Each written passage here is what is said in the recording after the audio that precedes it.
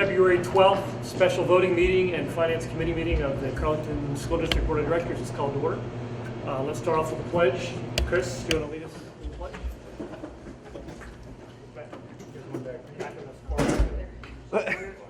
Here it is. See, it's hanging up under the blue cord. Pledge allegiance to the flag of the United States of America and to the republic for which it stands, one nation, under God, indivisible, with liberty and justice for all. Thank you. Will the secretary please call the roll? Director Zelensky. Here. Director Simsek. Here. Director Richardson. Here. Director Huntar. Here. Director Apple. Here. Director Dugan. Here. Director Mendoza. She's not able to be here tonight. Director O'Brien. Here. And Director Shriver. Here. If there's anyone in the audience that would like to comment on an agenda item, please raise your hand or rise. Seeing no one rise, we'll continue. I'll report that we had an executive session prior to this meeting where we discussed personnel matters. And I'll now turn the meeting over to Dr. Playfair. Thank you. As everybody knows, we're at the time of the year when we have to present a preliminary budget for approval for the board, and we have to be able to decide to take the opportunity whether we're going to choose the option of raising to the index with the exceptions or not. I think it's to our benefit to look at every opportunity we have to raise revenue and to maintain that option, and to help explain the preliminary budget with a little more detail. I'd like to turn it over to our new Director of Finance and Budget, Mr. Chris Jeswick. Hello, everyone. I'm Chris Jeswick, as everybody already knows. We want to go over here the preliminary budget for Carlynton School District. To mention everything as we previously discussed, this is a very conservative budget. It was based on the previous year's funding. Also, we did the full mill on the increase to get the exception at this point. And then very conservative also on the expenses as those come in. So as we get started, the main objectives we want to hit there is the fund balance overview, discussion of the revenue budget, and an expense budget overview. So to start off, as we know, cash is the most important thing. So I wanted to show here how much we went down over this time frame. As you can see, at the end of the school year in 6/30/15, we were over $3.4 million. We've decreased to where the estimate at the end of the 18 school year is going to be $2 million, and with the conservative budget ending up at about $1.3 million, giving us a $700,000 shortfall in the 18-19 school year. So, as I mentioned previously, we are going to have a $700,000 shortfall from the previous year. The total budgeted revenue for 2018-19 is if we round up, it's $27.6 million. The total budgeted expenses, they're going to increase 2.5% from the previous school year. We're expecting, once again rounding up, $28.4 million in 18-19. This is up from 17-18's $27.7 million. And as you can see, one of the interesting things here, we have our revenue. Once again, it is conservative at this point, but the expenses from 17-18 are even outnumbering the revenues of 18-19. So even with the increase of revenue with all the taxes, we're not even meeting last year's expenditure. So this really explains how our fund balance is going down at the time.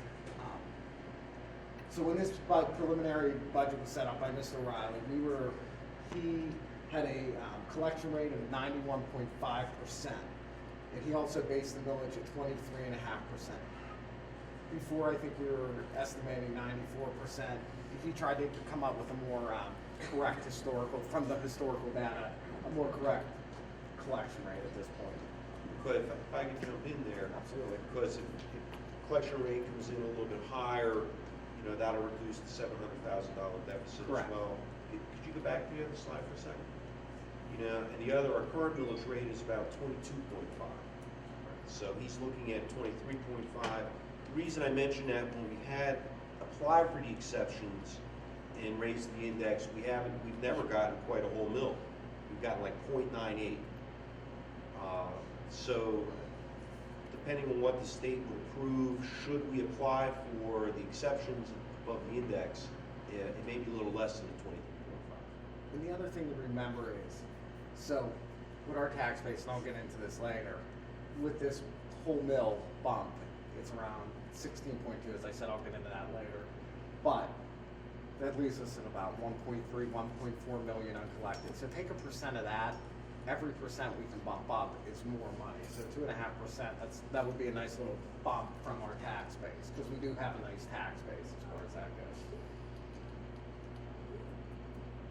Okay, here's our revenue overview. Just wanted to show you where the buckets of revenue come in, which I'm sure everybody is aware. 66% of all our revenue is local. Real estate tax, earned income tax, stuff we're able to generate through the school. The state is the next biggest bucket, 31%. The main revenue source there is the basic education fund, and then we have the federal. That comes in at about 3% with the Title I, Title II. So getting, like I just spoke about the real estate tax. As I said, we have a $16.2 million tax base. That's the estimated in 1819 based on the 23.5 mil. I want to put this graph up here so we can see we have been raising taxes and not really been able to catch up with our expenses. As you can see, as Dr. Pfeiffer just said, we're not quite at one whole millage rate, but we're pretty close to it. And then on the end, you can see where the revenue bump, where that gives us the most fluctuation through the years. Is in 15, 16, we're at almost 12.7 million. Now we're budgeted 14.9 million. So even with those bumps, we're really struggling to keep up with our expenses. As we said, 14.8 million, the mills, and the reason for the whole millage rate is to get the exception at this point to bump the taxes.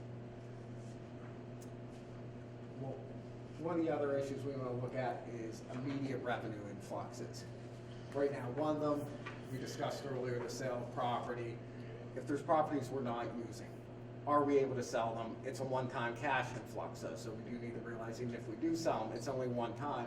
And then if we do develop them, the cost of maintenance of it, everything that goes with that. One of the other revenue influxes that could be an immediate cash influx are the delinquent tax collections. There are options out there to sell your liens at this point that are in a delinquent state. So I did review that process, and we can speak more at length about that later, but the opportunity may come about based on if we want more capital projects. Does it make more sense to sell this debt off at 50 cents on the dollar with no money to pay back on it, or do we take a bond out to pay for these capital projects? So those are all things we need to consider, research, see what one is the most financially feasible for the school district. The next is rental revenues. So with those, the budgeted amount of rental revenue is only $14,000 for this year. We've seen smaller, similar school districts that are in the six figures. So my question is, are we utilizing our facilities for extra income? Now, we don't want to penalize any Carlynton activities, but with this, are we advertising? Are we in I think it's the Carlynton Montour magazine saying we have these facilities to rent? And should we talk to other schools and see how they are able to rent their facilities? Now, I know maybe we're not comparing apples to apples based on facility updates other schools have, but it is one we can control a little bit. So we have to see what options are out there for us. How can we maximize this revenue? And I'd like to say that Director Dugan, Director Zelensky, and myself have been working on facilities fees, taking a look at our policy, and we're still getting some information back, things like pools, tracks, but we are in the process of looking at our own policy to re-examine that very issue. I think there might be two issues there. One is, I think you made a distinction, students or youth organizations that are using the facilities versus renting the facility out for some external group for some Correct. other purpose. And I think that's what you alluded to. Other districts might do more than we do. Yes, with anything auditorium, dance events, or we have a field down below. Like I said, I'm not as experienced in the rental process, but we have facilities. So if we can make them, like I said, we really have to focus on areas we can control. So if there's anything we can control, anybody has an idea, we need the cash. I think it's a good question, and I guess I will say, is that something that's on your collective list to ask someone to look into other schools that do rent out their facilities to other groups and to see roughly what kind of revenue they're seeing, and is there something that we can do there to? That's something And we've if- been talking about in preparation for this. Okay. And if So you we work remember, out. you know, going back, one of the schools, and I mentioned it in my previous presentation, was Cornell. They had about 183,000. I have not seen their facilities, but they're doing something to rent those out. Sure. So, and that's a school district I believe we're pretty friendly with as far as if we can reach out to them, Good idea. so. Next, I also wanted to show the yearly revenue comparison, just to more or less show how the revenue stream has stayed steady over from 15, 16 to 18, 19. The federal line, as you can say, that remains our lowest, as we showed in the pie chart, but as you can see, nothing's really went out. That stayed quite steady over that time frame. From the 18-19 preliminary budget, we actually have the state funding going down a little bit. I don't think it will go down, but once again, we prepared that very conservatively. And then, once again, the local income is the only one we can control. We've had the real estate tax bumps raising the millage. So as you can see, that's the only one that has really steadily increased for us. So we have to control that. And you can see all the points there.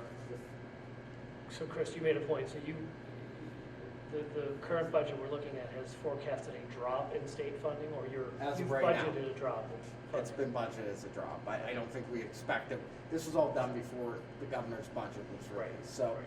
I would hope we would have a little bit of an increase, at least staying.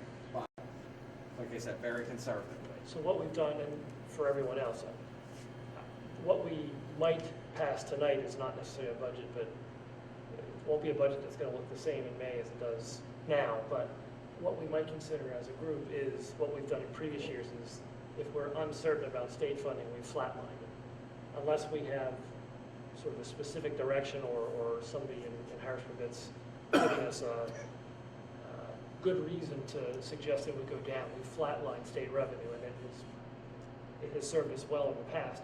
Although I'm not disagreeing with the conservative approach, I'm just saying that that's something we can And consider. we have to remember the key with the preliminary budget is to get the exceptions Correct. for the millage rate. So this will be more important in May when we're looking at it. Yes, hopefully that's closer to actuals, more funding's been released to what we're actually getting. But just a reminder also, because it is an election year, the state hasn't met their deadline for getting the state budget passed. So we may not know till after June 30th or so forth what the state could be. So it's better, as you said, President Shriver, to budget that flat line. Absolutely. Then if we get more, it's good to go. But I mean, and we should really budget the flat line being the position we're in. Right. But, and maybe we'll have a little better luck with it going through earlier since the governor asked for a little bit less funding with the education because he did go more conservative based on the election year. And my reason for making the point is that we're going to consider potential changes to our makeup based on this preliminary budget. Not yet, but in the next couple of months. And if we're forecasting decreasing state funding, that might force us into making some decisions that we may not have to make. So we might want to collectively choose to flatline state revenue to be a more accurate picture of what we might expect for next year. So just my 2 cents. Okay, here's our expense pie chart. As you can see, salaries and benefits are up to 73% of the total budget. Other purchase services, that's everything from transportation, payments for charter school students. Charter school students are, for regular program, it's over 13,000. We have to pay out special ed, it's over 27,000 right now. And I believe the number I heard is around 88. So you do the quick math on that, it's over $1 million in payments out for that. And we can't keep, one of the things Mr. Riley really thought we should pay attention to is transportation. Are we maximizing the funding we get back? Because we do get funding back on the transportation. Make sure we're maximizing students and routes on each bus. Professional tech, that's another low percentage, that's 6%. That's more services we can't provide within the school that we have to go out, whether it's auditing, anything outside that we have to pay for a professional service. And then the rest are pretty low, 3% supplies, 2% purchase property, property 1%, and then others lower than 1% at 0. So if we look at this, overall expenses in 16-17, they were 26.7 million. They're up to 28.3 million projected in 18-19. Once again, we discussed 73% of that pie, of that expense, of over $28 million is salary and benefits. And then you add on to the fact, not including health benefits, but payroll taxes and PESers, it's over 40% on each dollar. So you're almost 42% on each dollar paying benefits and payroll taxes. And that's even getting some Social Security. We get 50% of our Social Security back. So, yeah, that's quite a bit. PESers continues to be the driving factor. Director Shriver spoke earlier. It is evening out, but it's still going to stay in that 34% range where it started out at 5%. So as you see there, 34.3%. Just to go through this real quick, I wanted to show you expenses by department so you can see where most of the funds are going. Regular education, over 13 million. Special programs, over 4 million. That's a special ed. Operations and maintenance, 2.5. We'd see the transportation services and also the student support services and administration. So that just gives you a quick overview of how the spending is going through each department. Current expense topics, student activities that aren't mandated, that's $713,000 budgeted for the 18-19 school year. So that's another area where you see, we do have the $700,000 deficit. So that's a number that pretty much equals up pretty good. Currently, the district has no debt obligations. So when we do take on a new capital project, such as the energy saver, we will have to probably look at taking debt for the first time in a while. And also, as we discussed earlier, possibly researching the municipality or lien sales at that point with the real estate taxes. Once again, recurring expenses and revenue, we went over that already with the property development and maintenance. And then I just went over the charter school expenditures, what we're paying, over $13,000 for a regular program, $27,000 for a special ed student. So, Sorry, what is our ballpark charter school expenditures? I believe it's over $1 million right now. Because you take 88 students' time. So there's something we've talked about a couple of years. There's lots of schools that have looked at providing online curriculum to help bring some of that revenue back. Have we? We've been having some discussions with the Federation on that. I was talking with Laura Begg about it. So we're starting to have discussions into that so it doesn't violate the collective bargaining agreement. We can offer something and hopefully bring some of those kids back. Because I thought we had, would you say 88 or 83? I thought it was around 88 with a number that was given possibly from. So you figure around $10,000, it's like 13. 13,000. 13 and 27 for a special ed. So if you take 13 by the 88, and we do have special ed, you're over $1 million. Okay, So once again, there's another number that makes up a lot of that deficit. He just texted, he pushed it back to 7:30, so we're good. Well, if I wrapped up anyways, because you gave me the cut sign. We're good. Any questions, feel free to ask. That wraps up our 18-19 preliminary budget presentation. I'd like to thank everybody for listening and all the questions you asked. If there's anything additional. And we'll have this on our website as well for the public. And anything you want to email, I can send you an email form if, the paper copies, harder to read. I would thank you, Chris. I know you put a lot of time and effort. We've been going back and forth with some figures. I thought you really did a nice job in the presentation. Thanks, and I'll get less nervous as I go along. It's all good. It's all good. Thank you. Any other questions for Chris? Should we do one of those? Sure.